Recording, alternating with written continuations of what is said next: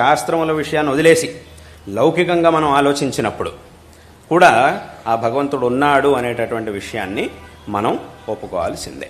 కాబట్టి ఈ విధంగా భగవంతుడు ఖచ్చితంగా ఉన్నాడు, లేకపోతే ఇవన్నీ కూడా నియమంగా ఇట్లా జరగవు ఎక్కడా కూడా. అదేవిధంగా ఇంకొక చిన్న ఉదాహరణ.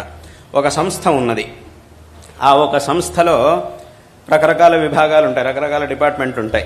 ఈ డిపార్ట్మెంట్లో ఇంతమంది కావాలి, దీంట్లో ఇంతమంది ఉండాలి, దాంట్లో ఇంతమంది ఉండాలి. ఈ డిపార్ట్మెంట్కి ఒక హెడ్ ఉంటాడు, దానికి ఒక హెడ్ ఉంటాడు. వాళ్ళు అందరూ కూడా ఆ పనులన్నీ చేస్తూ ఉంటారు. వీళ్ళందరిపైన ఒకడు ఉంటాడు. ఆ వీళ్ళందరిపైన ఒకడు ఉంటేనే అప్పుడు ఆ ఒకడు కూడా ఎలా ఉండాలి, వీళ్ళందరినీ నిగ్రహించేటటువంటి శక్తి కలిగేవాడు ఉండాలి, వీళ్ళందరినీ నడిపించేటటువంటి శక్తి ఉన్నవాడు, శక్తి సామర్థ్యాలు ఉన్నవాడుగా ఉండాలి. అటువంటి వాడు పైనుండి నడిపిస్తూ ఉంటే అప్పుడు ఈ కింద ఉండేవన్నీ కూడా జరుగుతూ ఉంటాయి. వాడు ఒకడు ఉండాలి పైనందరికంటే. ఒకడు ఉన్నప్పుడు అప్పుడు కింద ఉండే వాళ్ళందరూ కూడా రోజు నియమంగా ఒకే విధంగా అందరూ కూడా పనిచేస్తారు. అంటే అక్కడ నియమాలు ఉంటాయి. ప్రతివాడు ఇప్పుడు రోజు పొద్దున్నే 9ంటికి అందరూ రావాలి, మళ్ళీ 5 వరకు అందరూ పనిచేయాలి, 9 నుంచి 5 వరకు పనిచేయాలి, నెలలో వారంలో ఇన్ని రోజులు పనిచేయాలి, ఇన్ని రోజులు సెలవు తీసుకోవాలి, ఇలా రకరకాల ఏర్పాట్లు ఉంటాయి. అందరూ కూడా తూచా తప్పకుండా ఇదే రకంగా చెయ్యాలి అని అంటే పైన ఒకడు నడిపించేటటువంటి వాడు ఉండాలి. ఆ నడిపించేటటువంటి వ్యక్తి కనుక ఎవరో లేకపోతే, అథవా ఉన్న వ్యక్తి సరిగ్గా పట్టించుకోకపోతే ఏమవుతుంది అంటే అందరూ కూడా ఒక 4 రోజులు వస్తారు, 9ంటికి వచ్చి వెళ్ళిపోతారు. 9ంటికి వస్తారు, 5 వరకు పనిచేస్తారు. తర్వాత ఏమవుతుంది, ఇక్కడ అడిగేవాడు ఎవడున్నాడు, 9కే రావాల్సిన పని లేదు, 9:30కు వచ్చినా చాలు అని చెప్పి 9:30కు వస్తారు. ఆ 9:30కు కాదు 10:30కు వచ్చినా పర్వాలేదు. ఆ 9:30 10:30 అవుతుంది, 10:30 11:30 అవుతుంది. అలాగే సాయంకాలం కూడా 5 వరకు ఉండాల్సిన పని లేదు, 4ంటికి వెళ్ళిపోయినా పర్వాలేదు అని చెప్పి 4ంటికే వెళ్ళిపోతారు. ఇలా అవ్యవస్థ అయిపోతుంది. ఒక్కొక్కళ్ళు ఒక్కో రకంగా చేయడం మొదలెడతారు. ఆ పైన ఉన్నటువంటి వ్యక్తి మళ్ళీ సరిగ్గా చూసి ఇలా కాదు ఇలా చేయాలి అని చెప్పాడు అని అంటే మళ్ళీ అందరూ కూడా భయపడతారు, అందరూ కూడా సరైనటువంటి మార్గంలో ఉంటారు. కాబట్టి ఒకే వ్యవస్థలో అన్నీ జరగాలి అని అంటే ఆ నడిపించేటటువంటి వ్యక్తి ఒకడు ఉండాలి.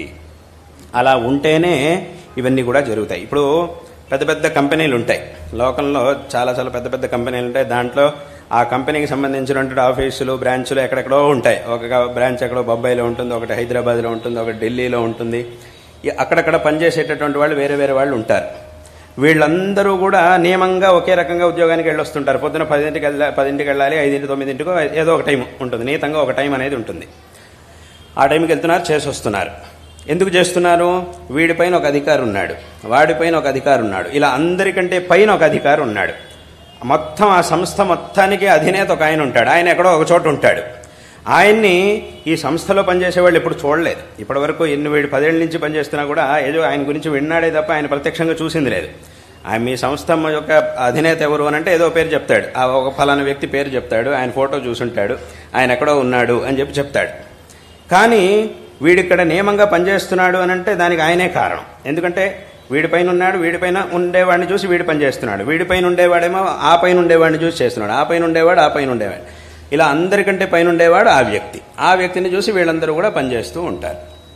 కాబట్టి అక్కడికి ఏమైంది అని అంటే నేరుగా చూడకపోయినా ఆ వ్యక్తి చూడలేదు, మళ్ళీ చూస్తాడో లేదో కూడా తెలియదు. రిటైర్ అయ్యేంతలోపు ఖచ్చితంగా చూస్తాడో అని కూడా చెప్పడం కుదరదు, చూడకపోవచ్చు.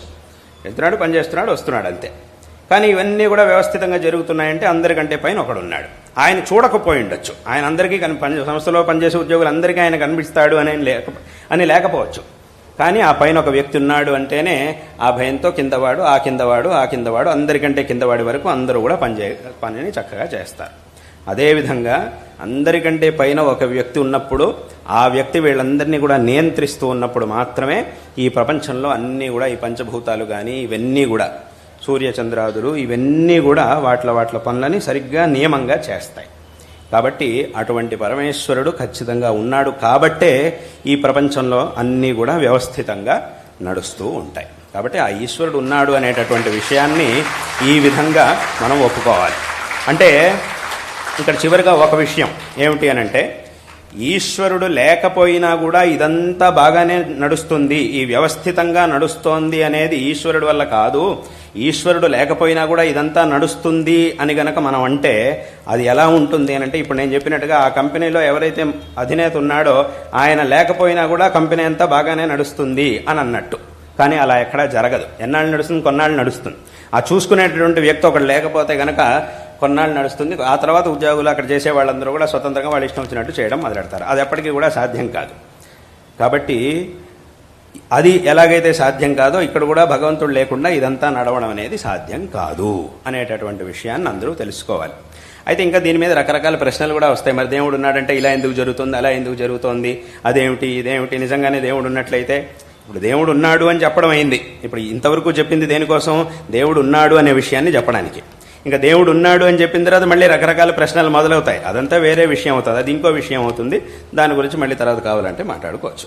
ముందు అసలు భగవంతుడు ఉన్నాడు అనే దానికి ఇది ప్రమాణం.